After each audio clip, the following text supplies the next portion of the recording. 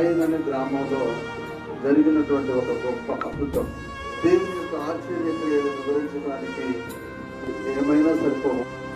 యేసు ప్రభు శవం దగ్గరికి వచ్చి ఆ పాడె మోస్తున్నాడు నాయన్ అనే ప్రాంతానికి వెళ్ళి, ఆమెకు ఒక్కడే కుమారుడు, ఆ కుమారుడు కూడా చనిపోయాడు కాయలు పడి. అయితే ఆమె విధురాలు, ఇంకా ఒకడే కుమారుడు అంటే ఇంకా కొడుకులు బిడ్డలేని లేరు. ఆమె విధవరాలు, భర్త కూడా లేడు, ఇక్కడ ఉన్న కొడుకులు చనిపోయాడు. ఇప్పుడు ఎవరు ఎంతమంది వచ్చి ఓదార్చినా ఆమె ఓదార్చక చాలా బాగా దుఃఖముతో ఉందండి. ఎందుకంటే తన జీవితం అయిపోయిందిగా, తన బ్రతుకే అయిపోయింది.